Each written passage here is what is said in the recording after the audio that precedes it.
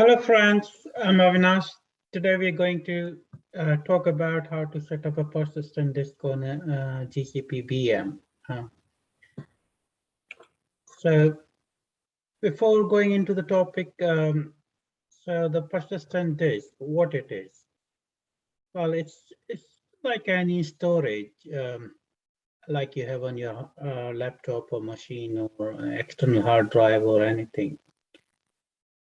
So basically, like any other hard drive, it allows you to basically store data and to install any application or whatever the hard drive allow you. Like you know, everyone has experience. Like even you're running, like installing the Chrome browser to run the GCP console.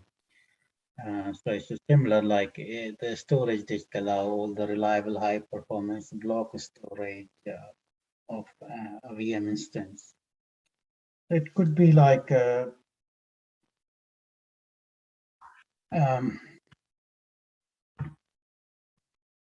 there are several kind of a disk, and when we'll create the disk, we'll come and talk about those different type of disk. Like we talk in the laptop, we have SSD, we have a normal HDD, we have external drives, normal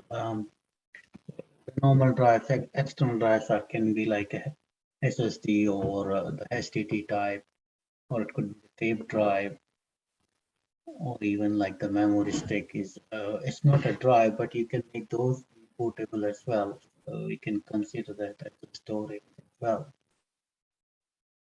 or a floppy disk or anything like we can literally count them and the list is not finished. People are still working on making new one. But we'll focus on mostly here on the HDD and the SSD, and there are types defined in the GCP. So we'll focus our discussion onto those only. So coming back to the persistent disk, it's basically a type of storage. And we talked about the storage as a service model as well. So it's really fit into that. You say buy the storage in GCP, and that become your, and using that storage, basically it's your persistent disk where you store the data. So coming back to the topic, when we started, we talked about how can we create a persistent disk and attach it to our VM. So we're going to demonstrate this on the GCP console. In the diagram itself, you can see like we have instance Linux, we have a persistent disk which comes by default when we install the operating system. And then we attach one external disk, and then we will learn how to mount that disk to the Linux VM. Okay, so let's start our session. So I need to come out of the presentation, go to the GCP console.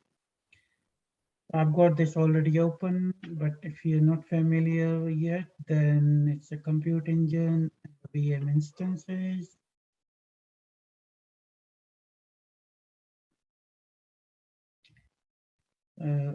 As you can see, I have already got one instance created, but I'm going to create another new one.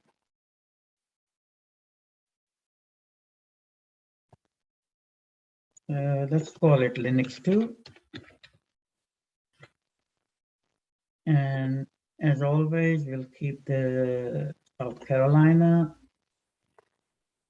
default settings, change the operating system to Ubuntu, or if you want to keep the Red Hat, then we can change it to Red Hat. Let's try Red Hat today. Red Hat Linux, and let's keep the space 20 gigabyte, whatever is default. Select. All default, we're not demonstrating a web server, so we're not going to select the HTTP traffic. We're not going to keep the data encryption because this machine is just for the demo.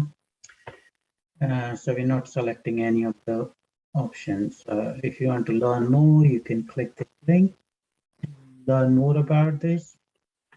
Let's go ahead and create the instance.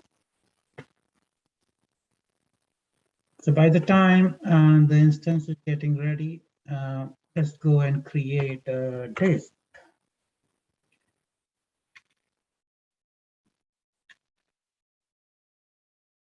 Create a disk. We call it disk 3.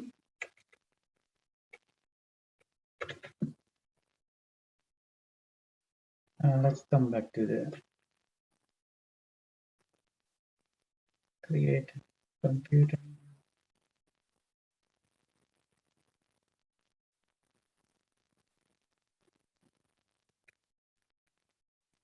Disk 3.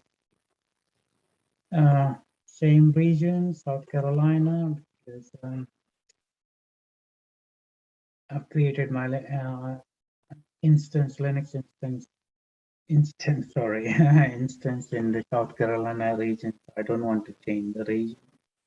The zone also I'll keep the same. Blank disk, balanced persistent disk, or I can keep it as a standard disk. You want to learn more, you can basically click here and show you like all the input output per second, like what's the read input output, write and read throughput, for instance. As you can see, like if you go up to the extreme, performance improves significantly. For demo, we can keep the standard or balanced. It's up to yourself. I'll just keep the balanced percentage balanced. We have an image and a snapshot. Snapshot I will not cover so far, so I will not cover in this session. But image, we talked about it briefly when we were creating the VSD files in our we're creating the VSD in the VM instance and mapping them using the ISP on Windows machine. Uh, just for the demo, but in the DM world, we talked about fiber channels, the kind of a technology the GCP and the other cloud provider use. It's a similar, like I can create the image with the snapshot, there were some bootable operating system, and then just create the image based on that. And when I mount it onto the new machine, so I will have a new operating system running onto the machine. So that's the advantage. Okay, we'll not go into the details like because there are a lot of advantage having a two operating system running on the same machine in the development environment or in a testing environment or at home or anywhere. But let's keep it to like a blank disk and keep the size to 10 gigabyte. I think fortunately 10 is the minimum. If you want more, please feel free. It's go up to 536 gigabyte. So snapshot schedule. So this is more to do with the when we create the VM instance for for the using the schedule management, where we just want like our VM instance to be running between certain hours or on in specific hours. And if we are attaching or mounting our disk, that particular VM, then we definitely do not want this disk to be available outside those hours. So it's probably best to keep it in those hours, save you little money. But I cannot give you more input on this, but if you want to learn more, you can click the link. In the later session, definitely when I'll have chance, we'll talk more about it.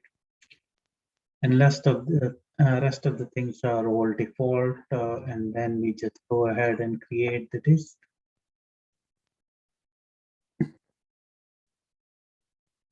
I could have kept it too, but I was not sure. I thought I might have taken that,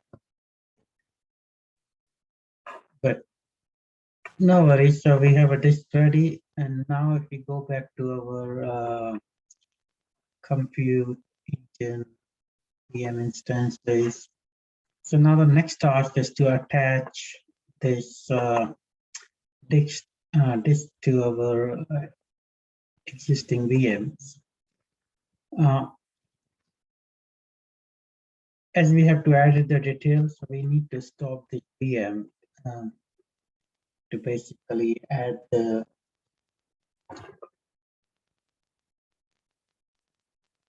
disk. So soon it will be stopped.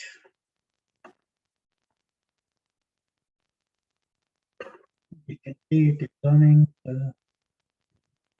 Few seconds. Instance stop. So sometimes we just have to wait. All good now. I go to this Linux instance. As you can see, we have to edit the details here.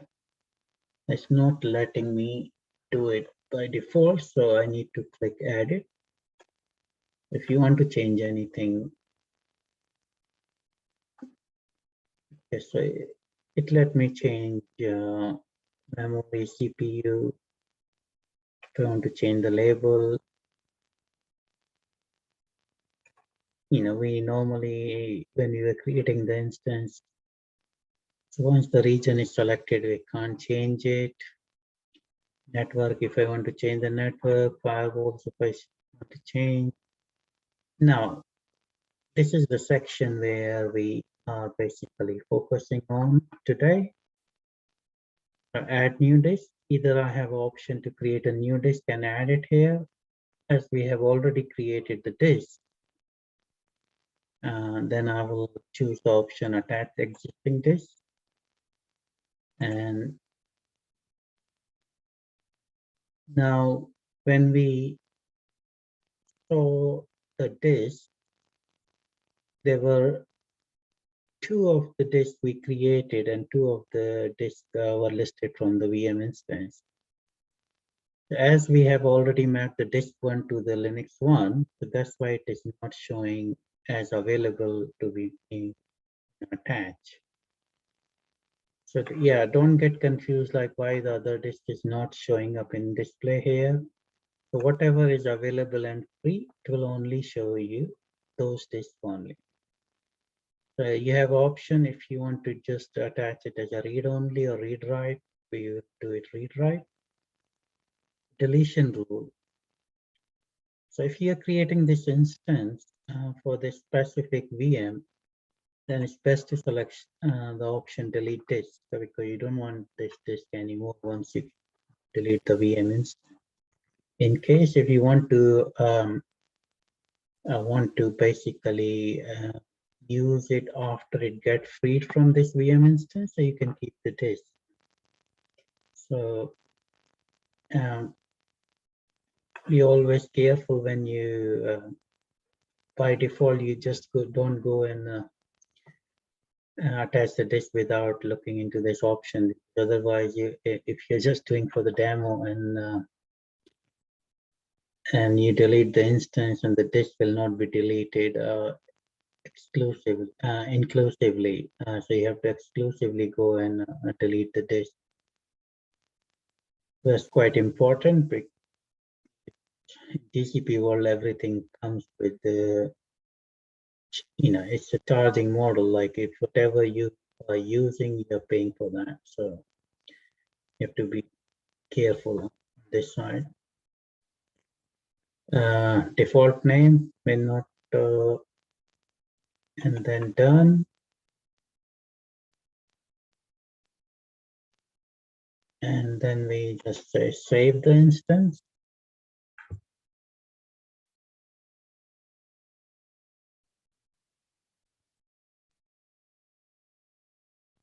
It's saving,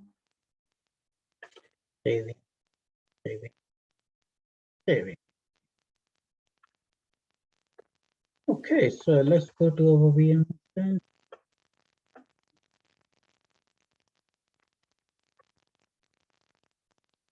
And now we're going to start this machine. Start. Yeah, it's interesting.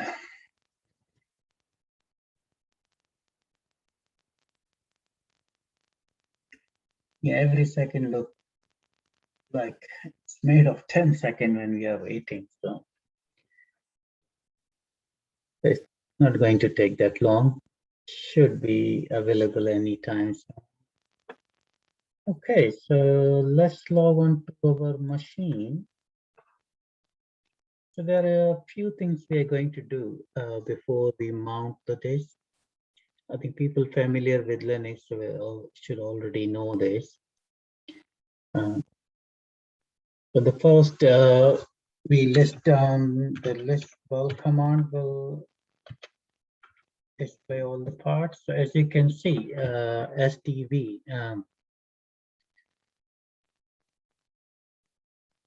is the partition we attach to the our Linux instance. So 20 gigabyte by default, we got it from the when we created the instance, and then extra 10 GB disk we attached to it now. This disk is not mounted, so if I go CD disk, nothing is there. It's not mounted yet.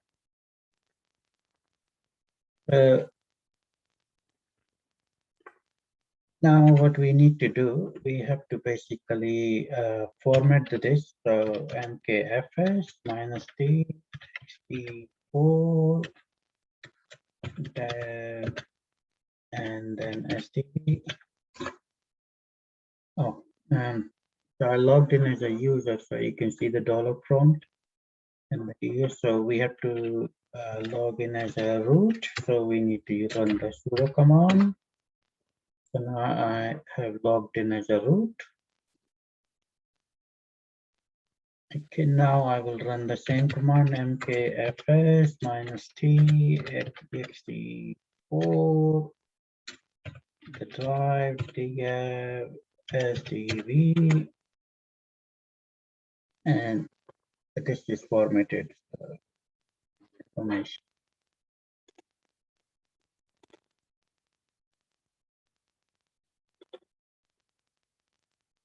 Okay, so to mount the disk now, before we need to create one make directory disk2 or disk1 or whatever the name want to give, like make directory test disk. So we have test this, and now what we do, we mount gab sdb to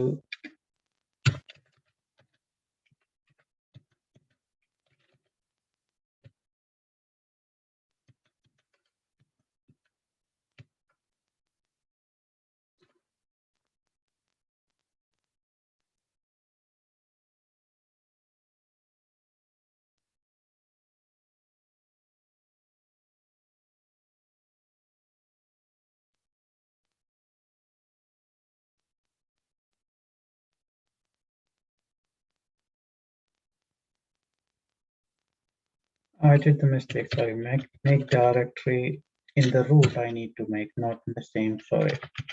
Test this, sorry, my mistake.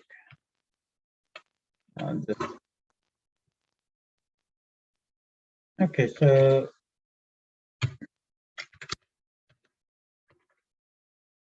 you can see like it's mounted successfully, and I list PLK, and it's showing as like all available directory SDA and SDB both. So in the SDA, I don't want to go to details like what they refers to, but just a brief one. SDA1 contains the bootable part of the Linux, a 200 megabyte allocated for that, 19.0 8 GB available for you to work on its own empty. And SDV is the new, a new partition or a new drive we attach to it. It's all 10 GB available to attach this disk as a blank disk. So this was all, friends, for how to create the VM instance and how to attach it. Hope you liked today's session, and if you have any queries, please feel free to comment. Thank you, friend. Have a good day. Bye.